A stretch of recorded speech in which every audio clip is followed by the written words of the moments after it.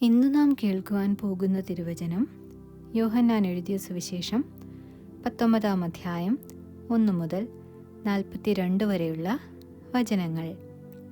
യോഹന്നാൻ എഴുതിയ സുവിശേഷം 19 അധ്യായം 1 മുതൽ 42 വരെയുള്ള വചനങ്ങൾ. അനന്തരം പീലാത്തോസ് യേശുവിനെ കൊണ്ടുപോയി വാറുകൊണ്ടടുപ്പിച്ചു. പടയാളികൾ മുള്ളുകൊണ്ട് ഒരു കിരീടം മെടഞ്ഞ് അവൻ്റെ തലയിൽ വെച്ചു ധൂമ്രവസ്ത്രം ധരിപ്പിച്ചു. അവൻ്റെ അടുക്കൽ ചെന്ന്, യഹൂദന്മാരുടെ രാജാവേ, ജയ ജയ എന്നു പറഞ്ഞ് അവനെ ചെകിട്ടത്തടിച്ചു. പീലാത്തോസ് പിന്നെയും പുറത്തു വന്ന്, ഞാൻ അവനിൽ ഒരു കുറ്റവും കാണുന്നില്ല എന്ന് നിങ്ങൾ അറിയേണ്ടതിന് അവനെ നിങ്ങളുടെ അടുക്കൽ ഇതാ പുറത്തു കൊണ്ടുവരുന്നു എന്നു പറഞ്ഞു. അങ്ങനെ യേശു മുൾക്കിരീടവും ധൂമ്രവസ്ത്രവും ധരിച്ചു പുറത്തു വന്നു. പീലാത്തോസ് അവരോട്, ആ മനുഷ്യൻ ഇതാ എന്നു പറഞ്ഞു. മഹാപുരോഹിതന്മാരും പടയാളികളും അവനെ കണ്ടപ്പോൾ, ക്രൂശിക്ക, ക്രൂശിക്ക എന്ന് ആർത്തു വിളിച്ചു. പീലാത്തോസ് അവരോട്, നിങ്ങൾ അവനെ കൊണ്ടുപോയി ക്രൂശിപ്പിൻ, ഞാനോ അവനിൽ കുറ്റം കാണുന്നില്ല എന്നു പറഞ്ഞു. യഹൂദന്മാർ അവനോട്, ഞങ്ങൾക്കൊരു ന്യായപ്രമാണമുണ്ട്, അവൻ തന്നെത്താൻ ദൈവപുത്രൻ ആക്കിയതുകൊണ്ട് ആ ന്യായപ്രമാണപ്രകാരം അവൻ മരിക്കേണ്ടതാകുന്നു എന്നുത്തരം പറഞ്ഞു. ഈ വാക്കു കേട്ടിട്ട് പീലാത്തോസ് ഏറ്റവും ഭയപ്പെട്ടു. പിന്നെയും ആസ്ഥാനത്തിൽ ചെന്ന്, നീ എവിടെ നിന്നാകുന്നു എന്ന് യേശുവിനോട് ചോദിച്ചു. യേശു ഉത്തരം പറഞ്ഞില്ല. പീലാത്തോസ് അവനോട്, നീ എന്നോട് സംസാരിക്കുന്നില്ലയോ? എനിക്ക് നിന്നെ ക്രൂശിപ്പാൻ അധികാരമുണ്ടെന്നും നിന്നെ വിട്ടയപ്പാൻ അധികാരമുണ്ടെന്നും നീ അറിയുന്നില്ലയോ എന്ന് ചോദിച്ചതിന് യേശു അവനോട്, മേലിൽ നിന്ന് നിനക്ക് കിട്ടിയിട്ടില്ല എങ്കിൽ എൻ്റെ മേൽ നിനക്ക് ഒരധികാരവും ഉണ്ടാകയില്ലായിരുന്നു. അതുകൊണ്ട് എന്നെ നിന്റെ പക്കൽ ഏൽപ്പിച്ചവന് അധികം പാപമുണ്ട് എന്നുത്തരം പറഞ്ഞു. ഇതു നിമിത്തം പീലാത്തോസ് അവനെ വിട്ടയപ്പാൻ ശ്രമിച്ചു. യഹൂദന്മാരോ, നീ ഇവനെ വിട്ടയച്ചാൽ കൈസരുടെ സ്നേഹിതനല്ല, തന്നെത്താൻ രാജാവാക്കുന്നവനെല്ലാം കൈസരോട് മത്സരിക്കുന്നുവല്ലോ എന്നുച്ചത്തിൽ പറഞ്ഞു. ഈ വാക്കു കേട്ടിട്ട് പീലാത്തോസ് യേശുവിനെ പുറത്തു കൊണ്ടുവന്നു. കൽത്തളമെന്നും എബ്രായ ഭാഷയിൽ ഗബ്ബഥ എന്നും പേരുള്ള സ്ഥലത്ത് ന്യായാസനത്തിലിരുന്നു. അപ്പോൾ പെസഹയുടെ ഒരുക്കനാൾ ഏകദേശം 6 മണിനേരം ആയിരുന്നു. അവൻ യഹൂദന്മാരോട്, ഇതാ നിങ്ങളുടെ രാജാവ് എന്നു പറഞ്ഞു.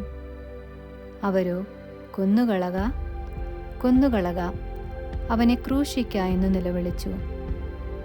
നിങ്ങളുടെ രാജാവിനെ ഞാൻ ക്രൂശിക്കണമോ എന്ന് പീലാത്തോസ് അവരോട് ചോദിച്ചു. അതിന് മഹാപുരോഹിതന്മാർ, ഞങ്ങൾക്കു കൈസരല്ലാതെ മറ്റൊരു രാജാവില്ല എന്നുത്തരം പറഞ്ഞു. അപ്പോൾ അവൻ അവനെ ക്രൂശിക്കേണ്ടതിന് അവർക്ക് ഏൽപ്പിച്ചു കൊടുത്തു. അവർ യേശുവിനെ കയ്യേറ്റു. അവൻ താൻ തന്നെ ക്രൂശ് ചുമന്നുകൊണ്ട് എബ്രായ ഭാഷയിൽ ഗോൽഗോഥ എന്നു പേരുള്ള തലയോടിടമെന്ന സ്ഥലത്തേക്ക് പോയി.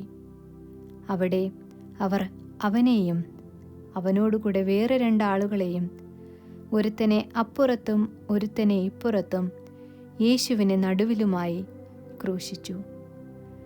പീലാത്തോസ് ഒരു മേലെഴുത്തും എഴുതി ക്രൂശിന്മേൽ പതിപ്പിച്ചു. അതിൽ, നസറയനായ യേശു, യഹൂദന്മാരുടെ രാജാവ് എന്നെഴുതിയിരുന്നു. യേശുവിനെ ക്രൂശിച്ച സ്ഥലം നഗരത്തിനു സമീപമാകയാൽ അനേകം യഹൂദന്മാർ ഈ മേലെഴുത്തു വായിച്ചു. അത് എബ്രായ, റോമ, യവന ഭാഷകളിൽ എഴുതിയിരുന്നു. ആകയാൽ യഹൂദന്മാരുടെ മഹാപുരോഹിതന്മാർ പീലാത്തോസിനോട്, യഹൂദന്മാരുടെ രാജാവെന്നല്ല ഞാൻ യഹൂദന്മാരുടെ രാജാവെന്ന് അവൻ പറഞ്ഞു എന്നാണ് എഴുതേണ്ടത് എന്ന് പറഞ്ഞു. അതിനു പീലാത്തോസ്, ഞാൻ എഴുതിയത് എഴുതി എന്നുത്തരം പറഞ്ഞു. പടയാളികൾ യേശുവിനെ ക്രൂശിച്ച ശേഷം അവൻ്റെ വസ്ത്രമെടുത്ത് ഓരോ പടയാളിക്ക് ഓരോ പങ്കായിട്ട് 4 പങ്കാക്കി. അങ്കിയുമെടുത്തു. അങ്കിയോ തുന്നലില്ലാതെ മേൽതൊട്ടടിയോളം മുഴുവനും നെയ്തതായിരുന്നു. ഇതു കീറരുത്, ആർക്കു വരും എന്ന് ചീട്ടിടുക എന്നവർ തമ്മിൽ പറഞ്ഞു. എൻ്റെ വസ്ത്രം അവർ പകുത്തെടുത്തു, എൻ്റെ അങ്കിക്കായി ചീട്ടിട്ടു എന്നുള്ള തിരുവെഴുത്തിന് ഇതിനാൽ നിവർത്തി വന്നു. ഇങ്ങനെയാകുന്നു പടയാളികൾ ചെയ്തത്. യേശുവിൻ്റെ ക്രൂശിനരികെ അവൻ്റെ അമ്മയും അമ്മയുടെ സഹോദരിയും ക്ലെയോപ്പാവിൻ്റെ ഭാര്യ മറിയയും മഗ്ദലക്കാരി മറിയയും നിന്നിരുന്നു. യേശു തൻ്റെ അമ്മയും താൻ സ്നേഹിച്ച ശിഷ്യനും നിൽക്കുന്നത് കണ്ടിട്ട്, സ്ത്രീയെ, ഇതാ നിന്റെ മകൻ എന്ന് അമ്മയോട് പറഞ്ഞു. പിന്നെ ശിഷ്യനോട്, ഇതാ നിന്റെ അമ്മ എന്നും പറഞ്ഞു. ആ നാഴിക മുതൽ ആ ശിഷ്യൻ അവളെ തൻ്റെ വീട്ടിൽ കൈക്കൊണ്ടു. അതിൻ്റെ ശേഷം സകലവും തികഞ്ഞിരിക്കുന്നു എന്ന് യേശു അറിഞ്ഞിട്ട്, തിരുവെഴുത്ത് നിവൃത്തിയാകും വണ്ണം എനിക്കു ദാഹിക്കുന്നു എന്ന് പറഞ്ഞു. അവിടെ പുളിച്ച വീഞ്ഞ് നിറഞ്ഞൊരു പാത്രം വെച്ചിട്ടുണ്ടായിരുന്നു. അവർ ഒരു സ്പോഞ്ച് പുളിച്ച വീഞ്ഞ് നിറച്ച് ഈസോപ്പ് തണ്ടിന്മേലാക്കി അവൻ്റെ വായോടടുപ്പിച്ചു. യേശു പുളിച്ച വീഞ്ഞ് കുടിച്ച ശേഷം നിവൃത്തിയായി എന്ന് പറഞ്ഞ് തല ചായ്ച്ച് ആത്മാവിനെ ഏൽപ്പിച്ചു കൊടുത്തു.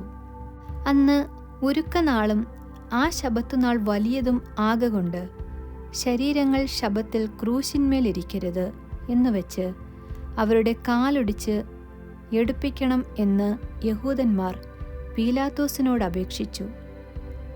ആകയാൽ പടയാളികൾ വന്ന് ഒന്നാമത്തവൻ്റെയും അവനോടുകൂടെ ക്രൂശിക്കപ്പെട്ട മറ്റവൻ്റെയും കാലൊടിച്ചു. അവർ യേശുവിൻ്റെ അടുക്കൽ വന്ന് അവൻ മരിച്ചുപോയി എന്ന് കാണുകയാൽ അവൻ്റെ കാൽ ഒടിച്ചില്ല. എങ്കിലും പടയാളികളൊരുത്തൻ കുന്തം കൊണ്ടവൻ്റെ വിലാപ്പുറത്തു കുത്തി. ഉടനെ രക്തവും വെള്ളവും പുറപ്പെട്ടു. ഇതു കണ്ടവൻ സാക്ഷ്യം പറഞ്ഞിരിക്കുന്നു. അവൻ്റെ സാക്ഷ്യം സത്യമാകുന്നു. നിങ്ങളും വിശ്വസിക്കേണ്ടതിന് താൻ സത്യം പറയുന്നു എന്ന് അവൻ അറിയുന്നു. അവൻ്റെ ഒരു അസ്ഥിയും ഒടിഞ്ഞു പോകുകയില്ല എന്നുള്ള തിരുവെഴുത്ത് നിവൃത്തിയാകേണ്ടതിന് ഇത് സംഭവിച്ചു. അവർ കുത്തിയവങ്കിലേക്ക് നോക്കും എന്ന് മറ്റൊരു തിരുവെഴുത്തും പറയുന്നു. അനന്തരം യഹൂദന്മാരെ പേടിച്ചിട്ട് രഹസ്യത്തിൽ യേശുവിൻ്റെ ഒരു ശിഷ്യനായിരുന്ന അരിമഥ്യയിലെ യോസഫ് യേശുവിൻ്റെ ശരീരം എടുത്തുകൊണ്ടു പോകുവാൻ പീലാത്തോസിനോട് അനുവാദം ചോദിച്ചു. പീലാത്തോസ് അനുവദിക്കയാൽ അവൻ വന്ന് അവൻ്റെ ശരീരമെടുത്ത് ആദ്യം രാത്രിയിൽ അവൻ്റെ അടുക്കൽ വന്ന നിക്കദോമോസും ഏകദേശം 100 റാത്തൽ മൂറും അകിലും കൊണ്ടുള്ള ഒരു കൂട്ടുകൊണ്ടുവന്നു.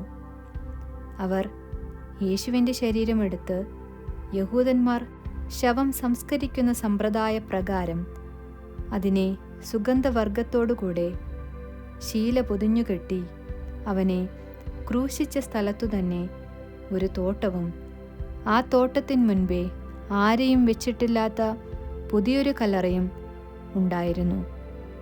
ആ കല്ലറ സമീപമാകൊണ്ട് അവർ യഹൂദന്മാരുടെ ഒരുക്കനാൾ നിമിത്തം യേശുവിനെ അവിടെ വെച്ചു.